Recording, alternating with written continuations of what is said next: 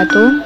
Saya Tripuspita Sari dari Prodi Sejarah Peradaban Islam Fakultas Adab dan Bahasa. Dalam bincang sejarah kali ini, saya akan memberikan sebuah video mengenai media pembelajaran yang tidak jauh beda ketika kita melakukan pembelajaran dengan Google Meeting tentang sejarah Pangeran Diponegoro yang berbasis PowerPoint. Oke, langsung saja. Bincang-bincang sejarah seorang pahlawan kerusuhan pemerintahan Belanda. Next, di sini saya selipkan sebuah soal kuis ya. Sejak dilahirkan telah diramalkan menjadi Ratu Adil. Siapakah dia? Saya jawab, Pangeran Diponegoro.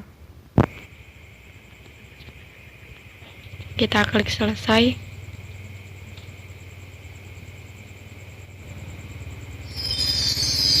Jawaban benar. Oh ya, ketika jawabannya itu benar, nah itu dari yang memberikan soal, dia dapat tahu poin kita apakah benar atau salah. Next, langsung ke submaterinya tentang Pangeran Diponegoro, riwayat masa-masa muda, pendidikan, dan pernikahan. Masa-masa muda Pangeran Diponegoro. Pangeran Diponegoro lahir dari rahim seorang selir yang bernama Raden Ajeng Mangkarwati dengan ayahanda Gusti Raden Masuraja atau yang kita sebut sebagai Sultan Hamengkubuwono III pada hari Jumat Wage di Yogyakarta pada tanggal 11 November 1785, yang kemudian di usia 7 tahun berada di tangan pengasuhan nenek buyut, yakni Gusti Kanjeng Ratu Tegalrejo yang bermukim di daerah pedesaan selatan Yogyakarta. Next, riwayat sastra dan pendidikan Pangeran Diponegoro. Dalam lingkup keraton pendidikan tergolong informal dan sangat intensif, di mana pendidik akan datang ke keraton Yogyakarta dan memberikan pengajaran secara privasi. Pendidikan yang diterima Pangeran Diponegoro sendiri ialah lebih ke pemberian nuansa pesantren formal. Banyak karya-karya Islam yang menjadi favorit Pangeran Diponegoro seperti kitab Tuhfah atau perenungan ketuhanan, usul fikih dan tasawuf, syair-syair mistik Jawa, sejarah Nabi, tafsir Quran, dan beberapa filsafat politik seperti Sirah As-Salatin dan Taj As-Salatin. Tak hanya karya tentang Islam, Pangeran Diponegoro juga mempelajari karya-karya yang bersifat moral, seperti mempelajari riwayat lakon-lakon pewayangan. Next, riwayat pernikahan Pangeran Diponegoro. Pangeran Diponegoro menikah untuk yang pertama kalinya dengan Raden Ayu Retno Madubroto, seorang guru agama dan putri dari Kiai Gede Dadapan. Kemudian mempunyai anak laki-laki yang bernama Putra Diponegoro II. Pernikahan kedua terjadi pada tanggal 27 Februari 1807 dengan Raden Ajeng Supatmi yang hanya bertahan selama 3 tahun saja. Pernikahan ketiga terjadi pada tahun 1808, menikah dengan Raden Ayu Retnadewi.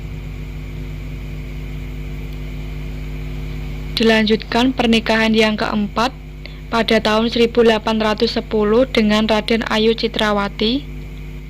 Kemudian pada tanggal 28 September 1814, Pangeran Diponegoro menikah untuk yang kelima kalinya dengan Raden Ayu Maduretno, yang kemudian nantinya diangkat menjadi permaisuri yang bergelar Kanjeng Ratu Kedaton I. Dilanjutkan pernikahan yang keenam dengan Raden Ayu Retno Ningrum, pernikahan ketujuh dengan Raden Ayu Retno Ningsih, dan pernikahan ke-8 dengan Raden Ayu Retna Kumala. Serta pernikahan yang terakhir dengan perempuan yang berasal dari daerah Wajo atau Sulawesi Selatan yang bernama Syarifah Fatimah Wajo binti Datu Ushen. Next. Demikianlah riwayat masa kecil Pangeran Diponegoro sampai riwayat pernikahan Pangeran Diponegoro, sehingga dapat disimpulkan bahwa Pangeran Diponegoro adalah sosok yang dikenal romantis serta berkepribadian agamis dan unik, walaupun masa kecilnya hidup dalam lingkup kaum perempuan. Next, ada soal lagi, kita jawab. Dikisahkan bahwa perang ini menewaskan banyak korban, baik dari segi musuh maupun pribumi. Perang apakah ini? Saya akan menjawab Perang Jawa.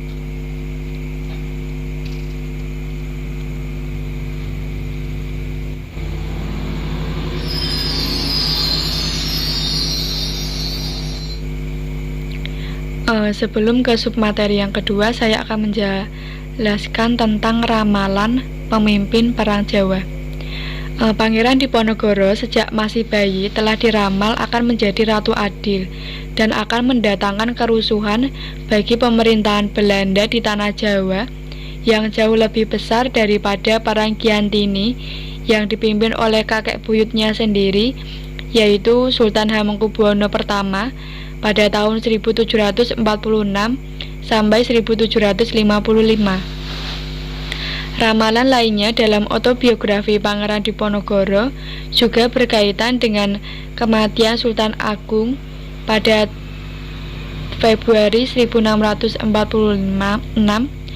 yang merupakan penguasa Mataram,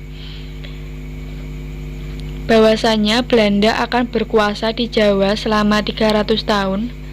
Meskipun penguasa Mataram bangkit untuk melawan pemerintahan Belanda, akan tetap kalah juga.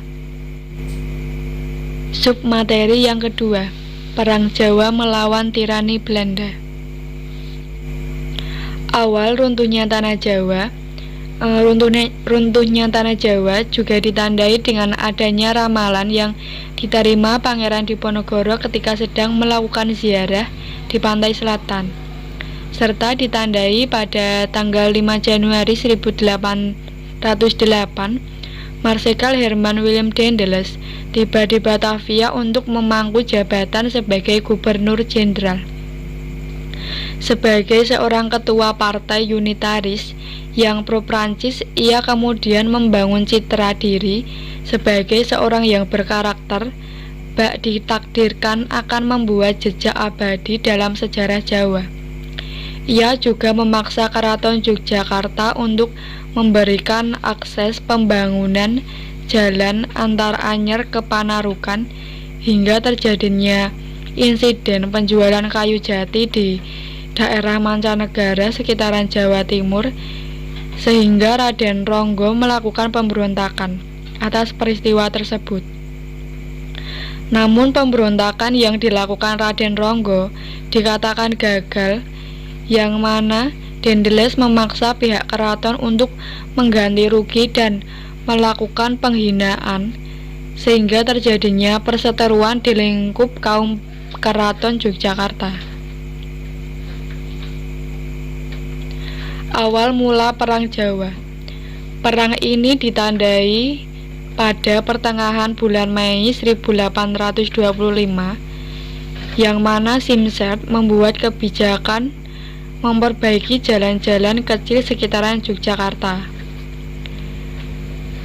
Namun dalam proses pembangunan jalan yang awalnya dari Yogyakarta ke Magelang melewati Muntilan, justru dibelokkan ke sekitaran daerah Tegalrejo, yang mana lewati makam leluhur Pangeran Diponegoro, sehingga kebijakan yang dilakukan Simsert membuat murka Pangeran Diponegoro sehingga memutuskan perang melawan Belanda. Pada tanggal 20 Juni 1825, pihak keraton mengutus dua bupatinya untuk menangkap Pangeran Diponegoro dan Mangkubumi di Tegalrejo. Kemudian selang beberapa menit justru terdengar meriam, yang ditembakkan yang mengakibatkan rumah, masjid, dan bangunan Belanda habis terbakar. Untung saja penduduk Tegalrejo beserta keluarganya berhasil menyingkir ke daerah Selarong dan bermukim sementara di sana. Maklumat Perang Jawa juga dilakukan di berbagai tempat seperti Jawa Barat, Jawa Timur, Rembang, Madiun, dan Pacitan. Pangeran Diponegoro memimpin pasukan dari kalangan petani hingga kalangan priayi, yang mana mereka memberikan harta-harta mereka untuk berbekal perang. Pangeran Diponegoro juga memobilisasi para bandit yang dulunya ditakuti oleh para penduduk Tegalrejo. Next, dalam Perang Jawa ini Pangeran Diponegoro juga berkoordinasi dengan Pakubuwono ke-6 serta Raden Tumenggung Prawiro Digdoyo yang merupakan Bupati Gagatan. Tak lupa Pangeran Diponegoro dalam Perang Jawa juga memiliki guru spiritual yang dibantu oleh Kyai Mojo dalam pemberontakan melawan Belanda. Perang Jawa yang dilakukan dari tahun 1825 sampai 1826 dengan cara perang bergerilya, pengelabuan, serta serangan kilat dan pengepungan memperoleh kemenangan.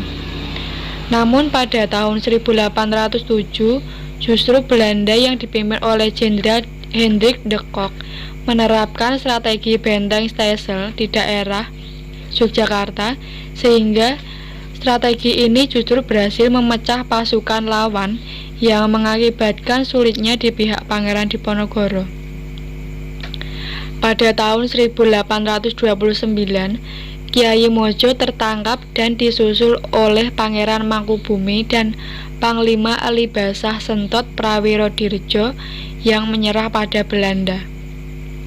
Akhirnya pada tanggal 28 Maret 1830, Jenderal de Kock berhasil menjepit pasukan Diponegoro hingga Pangeran Diponegoro menyerahkan diri dengan syarat sisa pasukannya dibebaskan.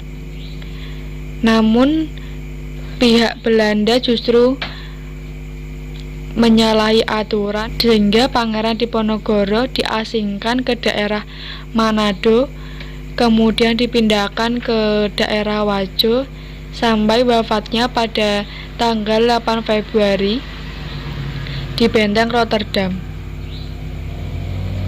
Next, demikianlah perlawanan yang dilakukan oleh Pangeran Diponegoro selama 5 tahun berjuang dengan gagah berani, sehingga ini memiliki arti yang tak ternilai bagi tanah Jawa.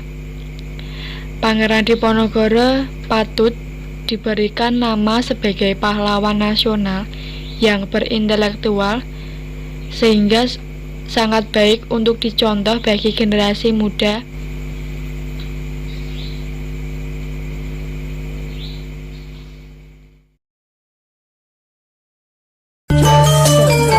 Demikian bincang sejarah kali ini yang saya sampaikan melalui media pembelajaran berbasis presentasi. Oh ya, kalau kalian berminat untuk membuat PowerPoint yang menarik, kalian bisa kunjungi laman website aplikasi Quizizz dengan cara mendaftar akun, kemudian kalian bisa buat PowerPoint semenarik